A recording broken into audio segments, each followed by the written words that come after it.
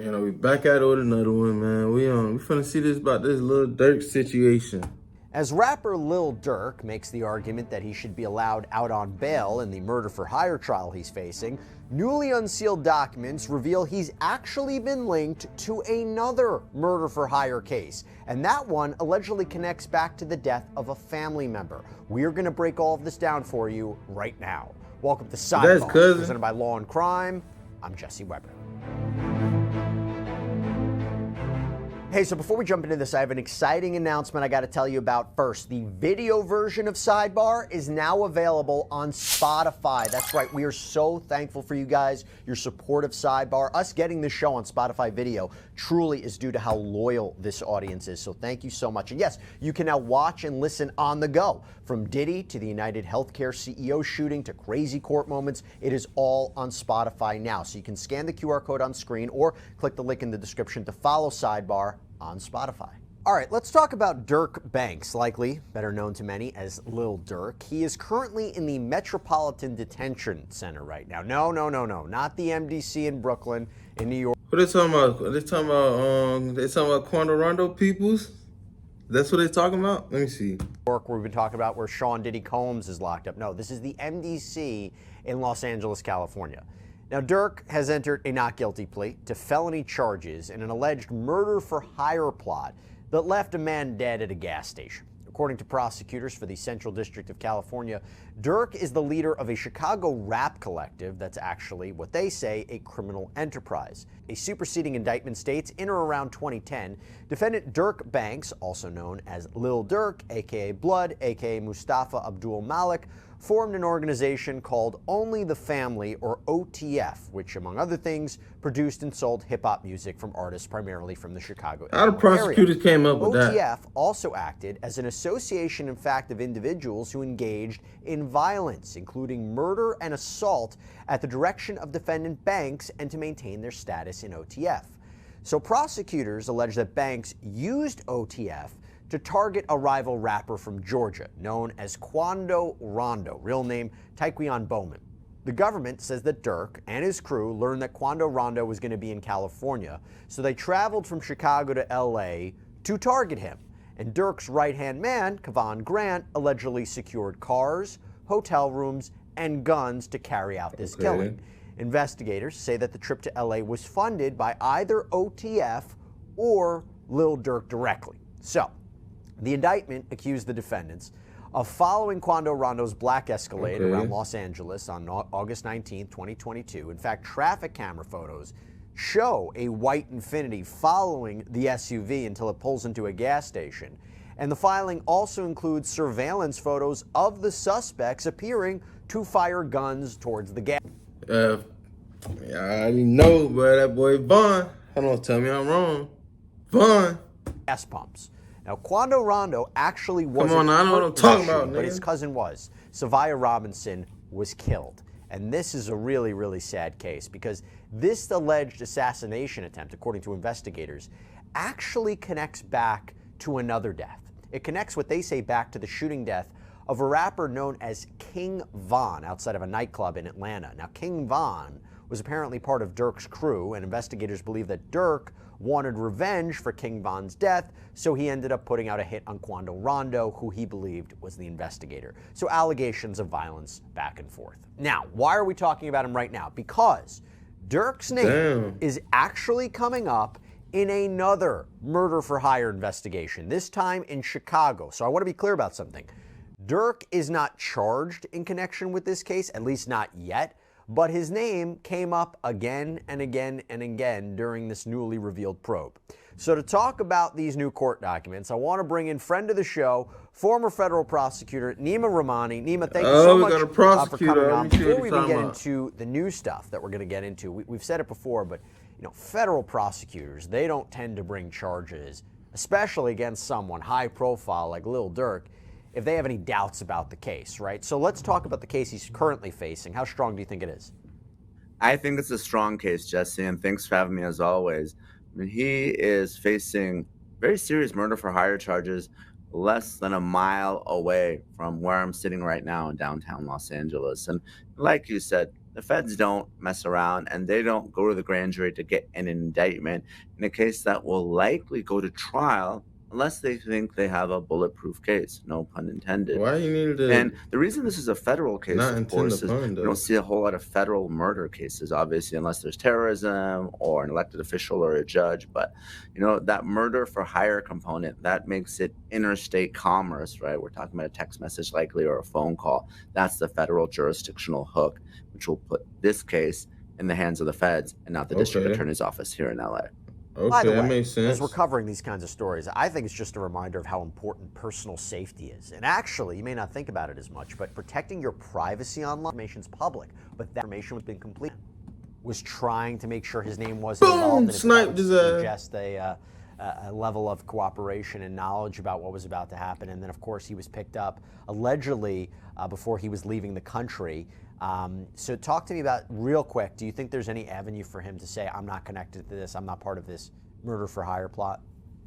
I think there is, and I think that has to be the defense in this case. I can't see any other viable defense here, right? There's going to be a lot of finger pointing. Obviously, we know in these cooperator type cases, you want to make sure that you have corroborating evidence. You don't want to rely on the testimony of the trigger man alone, because obviously he is going to have a potential bias or a reason to lie to try to save himself or to shave off time from his sentence. So, for prosecutors, you really want to make sure you've connected those dots before you bring a case like this against a Grammy award-winning rapper who has significant financial means to fight this case the whole way.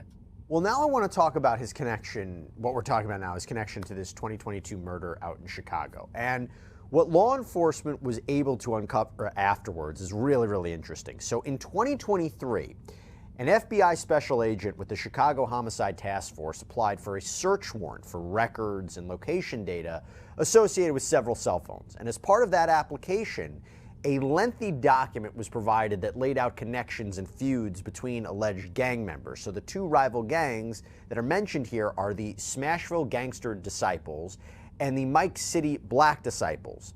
And a man named Stefan Mack is who we're going to be talking about. He was reportedly the leader of the Smashville faction. So in January of 2022, he was apparently inside of this youth center in Chicago when a stolen Chrysler pulls into the parking lot. Okay, and the car sat there for about 40 minutes, apparently waiting for Mack to come out. This is according to police. And when he did, two men get out of the car and start shooting at him. Now, he apparently tried to run away, but one of the shooters chased him down and reportedly shot him in the head. Now, the other Oh suspect... my, damn. Damn. Headhunter, boy. Shit. also allegedly shot a security guard who was present, but thankfully that guard survived. The two suspects were identified as Anthony Montgomery Wilson and Preston Powell. Both have been indicted in connection with this alleged murder. Now, Montgomery Wilson is an alleged member of the Mike City faction of the Black Disciple gang, and surveillance photos from businesses and homes nearby actually show the shooters running away from the scene. And I want you to get this, it turns out one of the suspects actually left his cell phone behind in the stolen car. Oh, you There's fucking... even You dummy, bro. You know how many niggas get caught up doing this shit, man? You're not supposed to bring your phone on a lick. a photo of it included in the search warrant application. And police, they were able to use cell phone records, DNA, fingerprints to identify both Montgomery Wilson and Powell as being involved in the shooting. Now, Nima, before we even get into the Lil Durk connection, your initial thoughts on this? Any possible defense on this? I know you don't have all of the details of it, but you could see how these two guys were targeted.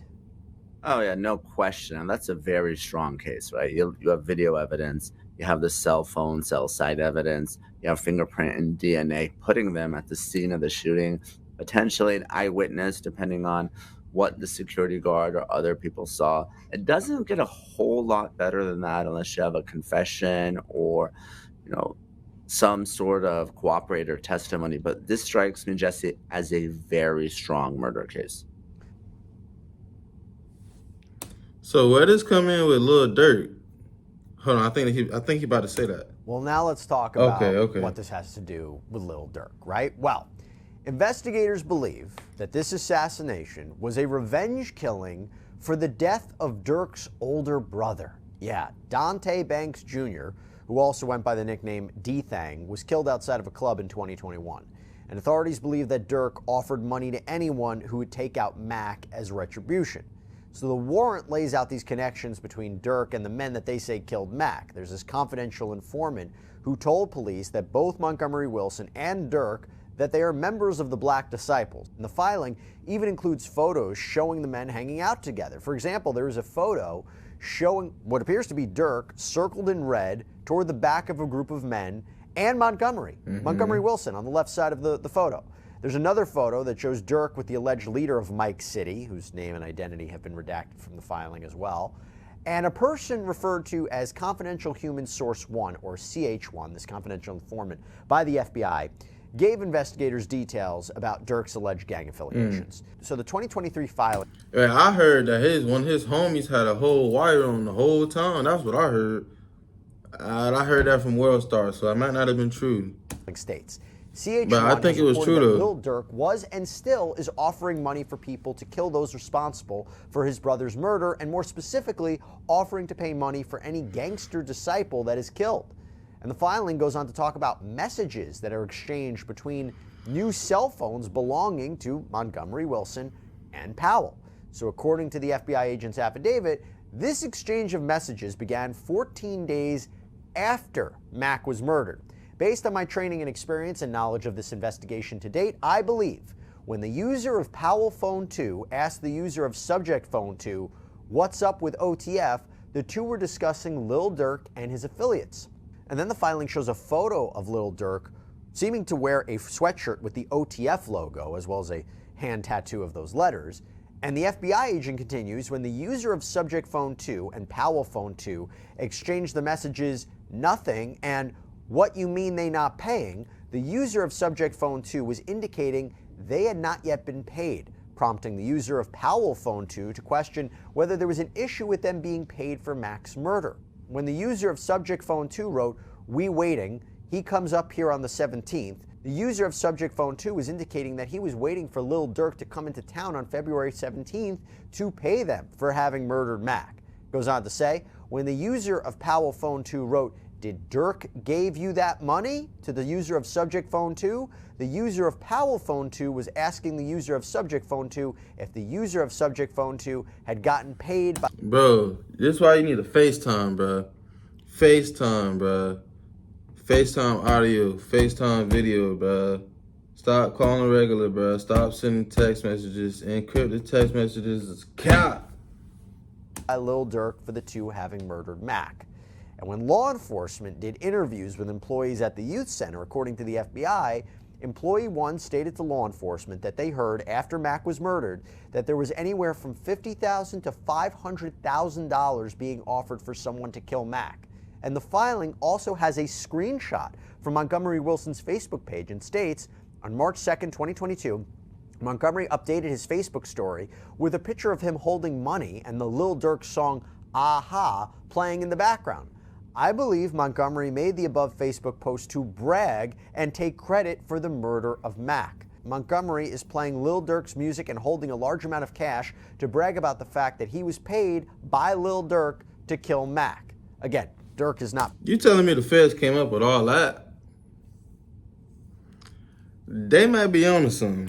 Been charged in connection with Mac's murder as of yet, but you have to wonder the impact this could have on his current case out in California and whether or not he could be charged. So, Nima, I laid out a lot of the big points. Your thoughts? There's a lot there, a lot of strong evidence, some of it direct, some of it circumstantial. What I would like, if I were prosecuting the Chicago case, I want to bring Lil Durk in, is something before the murders, right? You have these communications after the fact, and you need to tie it in to the plot before Mac was killed. I think that's an important piece of evidence. Maybe we don't have it yet. Obviously, we're talking about a pretty heavily redacted affidavit in support of a search warrant, but we may get... Hey, man, free Millie. If you see these types of written communications weeks after the murders, probably there may have been free something K, leading man. up to it as well. I mean, because again, if it's after the fact, Nima, right, they could just be listing anybody to to pay them? I mean, you need something before, right? It's not just them mentioning Lil Durk. You need some sort of communication, maybe from Lil Durk, something to explain his connection to it. It's not just after the fact, right? Let's say Lil Durk had nothing to do with this, and one of his rivals is murdered, and he were to pay someone as some sort of reward. I don't necessarily think that would be criminal. There has to be some tie, some sort of conspiracy, something before the murder actually happens. Okay. Let me ask you this. If he had put out allegedly a hit on someone, right, and he never spoke to these individuals and they kill Mac, would he still be responsible? He's like, I said that, but I didn't know these guys were actually going to do it. Is there any kind of defense there? I don't think there's much of a defense there. I mean, he would have to argue that it was not a valid threat, or that somehow there was this conspiracy, but he withdrew from the conspiracy, or wasn't really acting as an accomplice, or, I think that would be a pretty bad argument, especially when, he is someone that is an alleged gang member. We have those affiliations. There's someone that arguably is responsible for the murder of his brother. So, that would seem as a valid threat. I think jurors would look past that pretty quickly. Do you think an indictment would be imminent with respect to this killing? Or if you're talking about something from 2023, this was part of a search warrant application, do you think that it's unlikely that he would be charged in connection with the murder of Mac? I think it's likely that he is wrapped up in it. Oftentimes what you'll do is, if you're prosecutors, you'll charge the most culpable person, and then you'll bring them in and say, this can go one of two ways. You can defend this case and we'll push it to trial and you'll be convicted. Or you can proffer and fess up and be honest with us and tell us who else was involved, and you can do yourself a favor and potentially get a less sentence. We'll make that recommendation to the And that's called snitching. judge. So, it's still pretty early in terms of where the murder case is going. And as we know, obviously, not all the cases cover on law and crime, but the vast majority of cases do plead out. And if this case does, it would probably be a plea with some sort of proffer or cooperation, in which case then Durk might be wrapped up in it. I want to ask you how it affects his current charges, his current case, because this warrant application was unsealed because of Lil Durk's bail hearing. He was actually denied bail. Possibly this was used as evidence to show that he's a danger to society. Is that fair to use these allegations? He's not even charged in connection with the death of Mac. Is it fair to use this as evidence for him to be denied bail, to say he's a danger to society? Is that a fair standard? Well, it's fair because it's a much lower standard. We're not convicting someone, and we've talked about this a lot with the Diddy case, of course, right? Prosecutors, especially the feds, they love to keep their defendants in custody. There are many strategic advantages to doing so, and it also prevents additional crimes from being committed and from the defendant taking off. Now, obviously, in Lil Durk's case, there's some allegations that he was trying to board a private jet to the UAE, one-way trip. Obviously, he has an explanation for that, but to the extent that we're talking now about 2 hits in 2 different states, that's something that a magistrate judge or even a district judge who's deciding whether to grant bail, that's something that they're going to consider. And you don't have to prove beyond a reasonable doubt or anything like that at a bail hearing. It's really a clear and convincing standard, and the judge can consider this type of evidence, even though it's just an allegation in another case. Yeah, his attorney, Jonathan Brayman, told the Chicago Tribune, "We were obviously disappointed, but we'll continue to fight on. Mr. Banks remains confident and optimistic about the future. He deeply appreciates the outpouring of love and support he has felt since his arrest." How does this case, how does the what's alleged in this search warrant application, his alleged connection to the killing of Mr. Mack, does that factor at all into his current case with respect to the attempted killing of Quando Rondo, the actual killing of his cousin, the murder for hire charge? Would any of this come into that case? Probably not. I mean, obviously, there's a lower standard of bond hearing. You're talking about whether someone's a danger to the community. At trial, I think the judge would be very hesitant to bring in uncharged conduct in another case, in another jurisdiction, to bring in witnesses. First of all, you end up having a mini trial within a trial. I don't think it fits within necessarily any of the 404B other bad acts evidence just yet. because it can be really prejudicial to bring something like that in. I can see a judge, really having an issue with that, especially if it's not charged. Nima Rahmani, thank you for breaking it down with us. And just another interesting little development in this case. We'll continue to see what happens next. But thanks so much for joining us. Appreciate it. Thanks for having me, Jesse, as always. Tight shit, tight shit.